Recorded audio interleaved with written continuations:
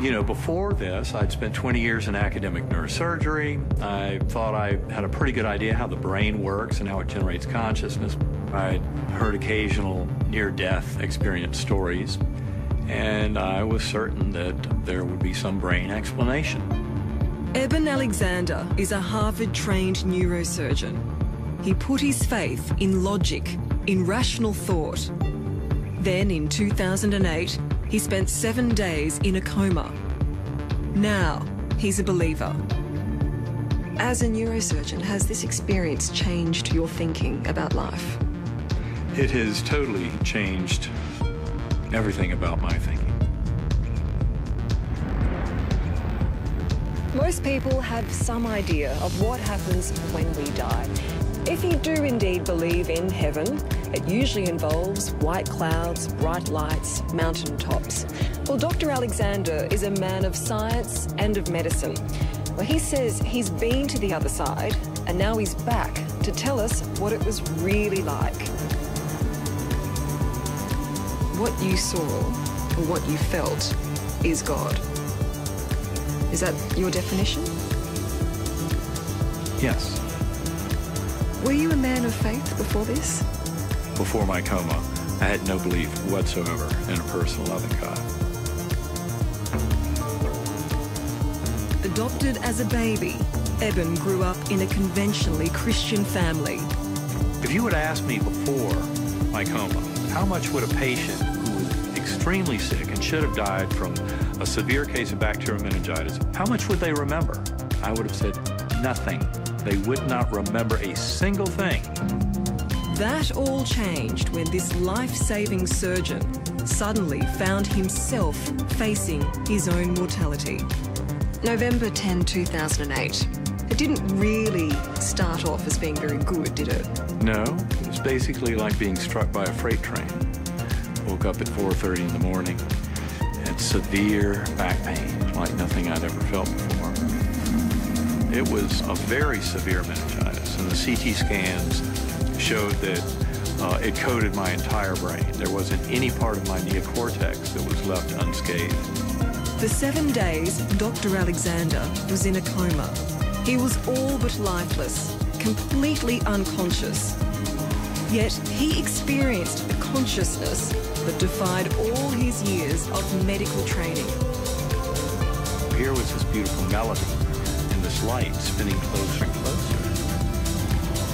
It opened up as a portal into this gorgeous realm that was verdant, waterfalls, colors indescribable, and millions of butterflies flying through, a very ultra-real scene. And then there was a warm breeze blowing through that was like the breath of divine.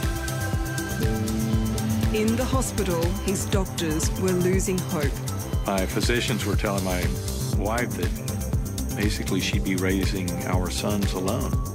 My 10-year-old son, Vaughn, had heard that, realized it was very bad news, came running into my room, pried my eyes open, and, "Daddy, you're going to be okay. Daddy, you're going to be okay. Daddy, you're going to be okay."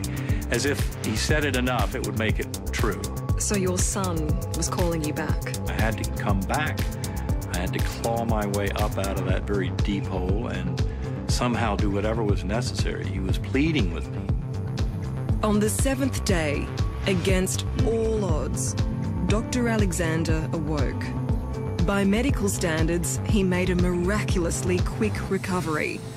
But nagging the doctor was how to explain what he'd felt and seen. Was it just a fantasy before death? Was it your brain basically telling you you're about to die, and it's a nice way of shutting down all the systems and making it a pleasant way to exit? Well, it's very important to remember that I had a severe bacterial meningitis that had greatly damaged and destroyed my neocortex, the part of our brain that makes us human, the part that allows for any kind of conscious experience. So that with that amount of destruction, there was no way to have a dream, a hallucination, a fantasy, a confabulation. Those things could not occur because that part of my brain was gone. It was one vivid image seen by Dr. Alexander that finally convinced him that what he'd experienced was real. There was a beautiful girl beside me on the butterfly wing. I can remember her face so perfectly, these sparkling blue eyes and light brown hair and this loving smile, and she never said a word, but her thoughts went right into me.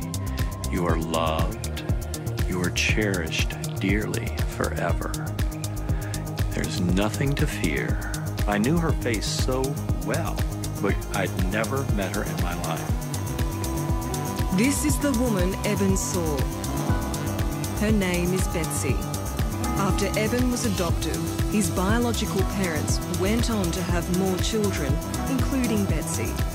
She died in 1998. They never met, and it was only after his coma that the family sent him this photo. And it was the very same girl who had been on the butterfly wing. And her face in the picture was almost mocking me, like, do you finally get it? I saw things I couldn't understand, couldn't explain, and I figured someday there would be a brain-based scientific explanation. Now I know there's a much easier, simpler, more straightforward explanation. That is that our soul is eternal, that our spirit lives forever.